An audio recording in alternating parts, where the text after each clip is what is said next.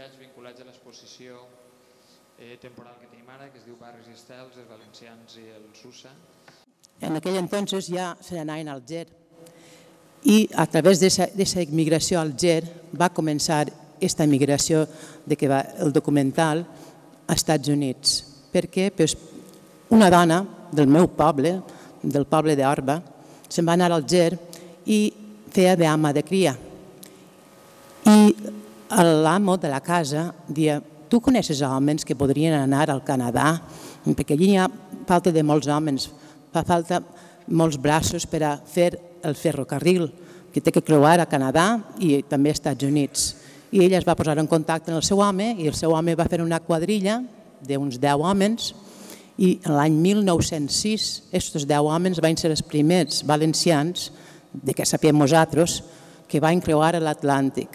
Van fer un viatge que era realment penós, llarg, dur, van posar maralts i en un vaixell que era menudíssim. Ahir va començar la història aquesta dels valencians a Nova York. Com bé sabeu, els Estats Units és un país d'emigrants i sempre parlàvem dels espanyols que havien anat, els gallecs, asturians, els bascos, però els valencians mai s'havia dit res. Ens pensàvem que era molt xoqueteta la seva aportació, però resulta que és molt més del que ens pensàvem.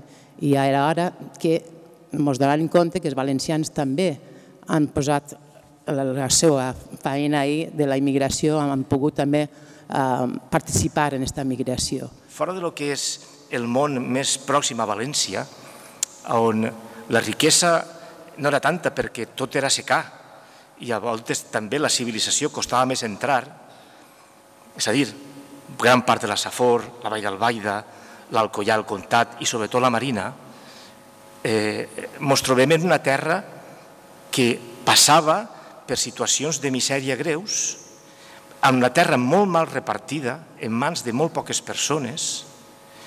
Això feia que els homes només pogueren tindre com a únic instrument per a guanyar-se la vida, anar a jornal, i clar, quan la terra està en poques mans i els homes han d'anar a jornal, apareixen els abusos.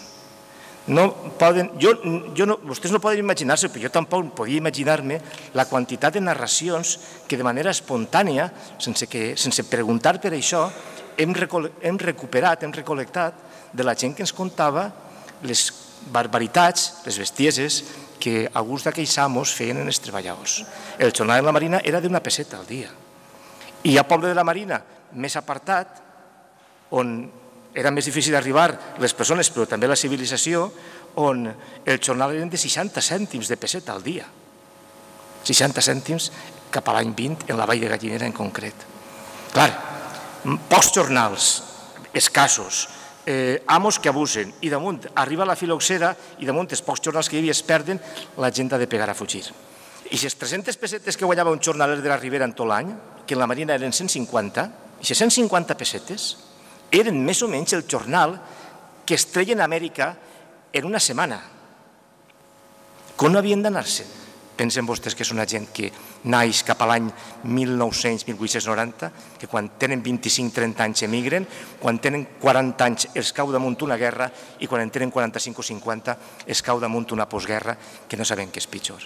És una generació, per tant, honorable, digna d'elogi i per això hem volgut dedicar-los a aquest treball. Mi abuela se va anar a Buenos Aires a guanyar diners i a criar xiquets. Si ell en dia que passava un mes de barco